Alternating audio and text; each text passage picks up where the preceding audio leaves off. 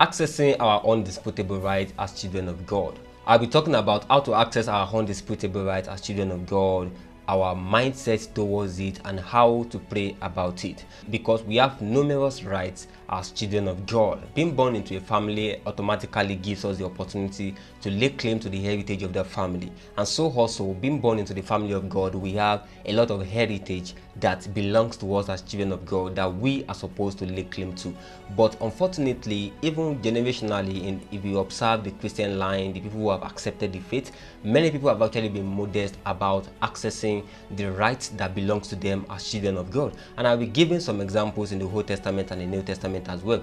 And one thing about this before I dive deeper is that when it comes to our right, exercising our right in God, most times God will not tell us everything. Our right in God is something that we should lay claim of, we should lay hold of. We should not be modest about our right in God. I said earlier that it's actually something generational, that many people are modest about their right in God. When Jesus told his disciples as well that, okay, ask anything in my name, there was a time that Jesus was worried and said, up till now, you have not asked me anything. Ask and it shall be given unto you. So many people do not always ask, and that's why the Bible also said that you have not because you ask not. So most of the time we are modest about our rights in God, even though we want them, even though we desire prosperity, even though we desire healing, even though we desire our social success, even though we desire the promotion, we desire everything that is good and make our life easier. But most times we are modest about them. But we are not supposed to be modest about what we are not supposed to be modest about, especially when it comes to our rights in God. And I'll give another example from the life of Moses as well. Moses allowed the complaints of the people to be what would drive him to God.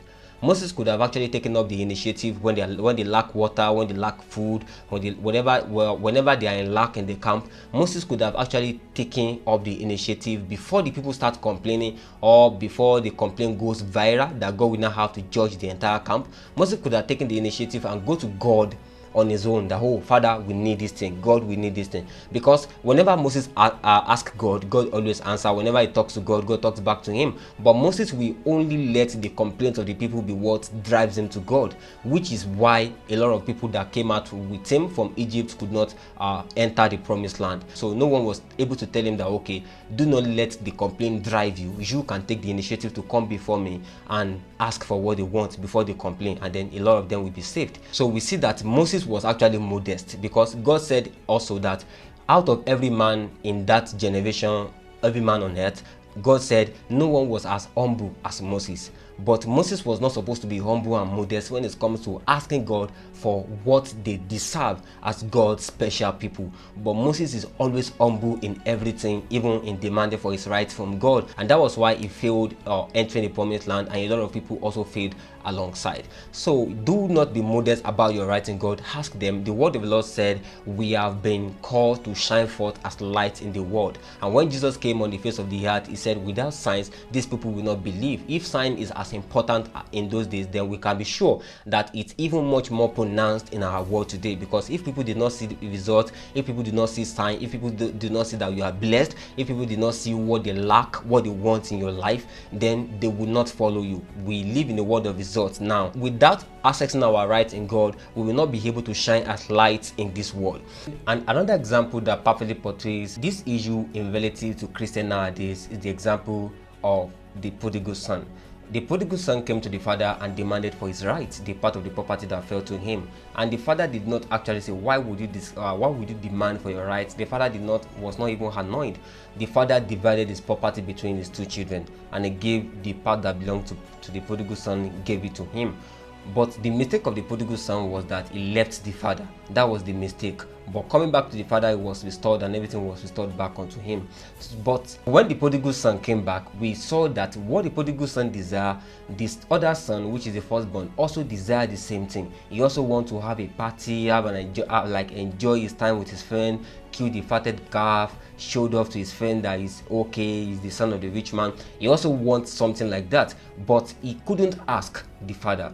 And when the prodigal son came back and the father welcomed him and threw a party for him, he was now talking to the father that, wow, look at this, your son, you have been very faithful, I've been doing this. He was just task oriented, just like many Christians, thinking that, okay, all we just have to do is we have to do for God, we don't have it right. Of course, we have to do a lot for God, we have to be task oriented, but even though we are task oriented, we should also be reward oriented, so that we will not deny ourselves. So this other son, the father told him that everything that I have belongs to you. So that was his mistake. The father did not call both children and say, okay, everything that I have belongs to you. He didn't call them, have a meeting with them and give them that instruction that, okay, what I have belongs to you. It's something that they ought to personally understand, that the heritage of the family belongs to them and they can lay claim to it. This is what Jesus used this example to show.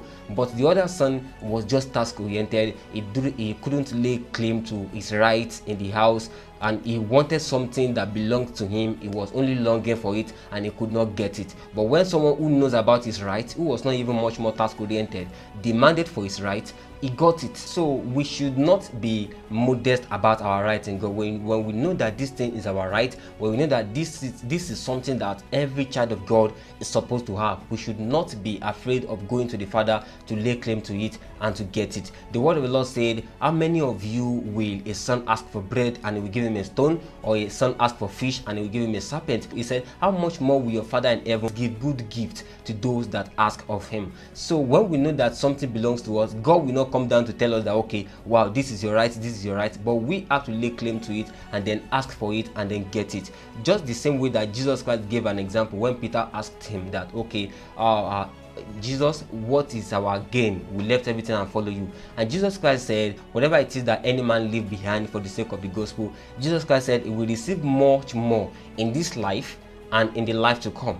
So whatever we sow in this world, whatever we do, actually has two phases of productivity: the spiritual and then the physical. That is, whatever we sow is what we are going to reap. If you deny yourself the opportunity of accessing the reward of what you've sowed for God, of what you've done for God, that doesn't mean the spiritual one will be replicated. No, you just denied yourself the opportunity to enjoy the goodness of God in the land of the living, but you will enjoy the goodness of God, the reward of your sacrifice, the reward of everything that you've done in the other world when Jesus Christ rules in his kingdom. But we don't have to deny ourselves of the reward that we're supposed to get here. Just like Jesus Christ said that whoever leave anything behind will receive the reward both in this world and in the world that is to come. And the Bible is full about promises about our heritage as children of God. So we should not be modest about our rights. Moses was modest about the rights that they have as God's people, and that was why a lot of them fail. And then the other son, the brother of the prodigal son, was also modest about his rights, and that was why he had not been able to enjoy his life all this while. And so we need to be able to know that healing belongs to us, is our right. Prosperity is our right. The word of the Lord said Jesus Christ was made poor so that we can be rich. So prosperity is our right, healing is our right, marital success is our right. Everything that the Father can give to his son is our right. And then how do we now access this right that God has given unto us? Everything in this world boils down to one thing: faith. And faith comes by conviction, and conviction comes by the word. When you have the word inside of you, the word builds faith. And when you have faith, then you can keep going to God. You can then approach God with that faith and then you get it. And how does God describe faith? When Jesus Christ was describing faith, he brings a story into the scenario as well, when he talked about the story of a widow. The widow kept going to the king that avenge me of my adversary, avenge me of my adversary. So the king does not respond to the widow, but the widow kept coming to the king that avenge me of my adversary, avenge me of my adversary, until she was avenged. And Jesus Christ used this scenario to talk to us about faith. So using this scenario to talk to us about faith, what we can learn is the mindset of this woman. The mindset of the woman was that she knew she deserved justice. She knew she deserved justice. She knew she had been wronged. She knew what was right to be done. And because of that mindset of knowing what she deserved, she kept coming to the king. She kept coming to the king, avenge me of my adversary, avenge me of my adversary, until she was avenged of her adversary. So this is it with us, how to use faith. That when you know that this thing is your right, this thing belongs to you, you should not let anything stop you from coming to God and laying claim to it and demanding for it. Because sometimes we might have to ask, not one times, we might have to keep asking to validate that we have faith that God has actually freely given this thing unto us. The word of the Lord said God has actually blessed us in the heavenly places with every spiritual blessings in Christ Jesus. So we have a lot of blessings, we have a lot of inheritance in God, we have a lot of heritage in God, and we need to have faith. And having faith is believing that you deserve it, is believing that it belongs to you, and then having that faith, we go to God in that conviction, and then we ask him, and even though it seems we did not get it at that time, we go again till we get it. This is the scenario that God used the widow, the story of the widow, to explain to us that we should have this kind of faith, a faith that has a mindset of conviction of what he or she deserves, and is willing to go the length in respect to asking God for what he believes belongs to him. So that is all about this topic, accessing our rights in God, and I hope you've been blessed by this video. Shalom.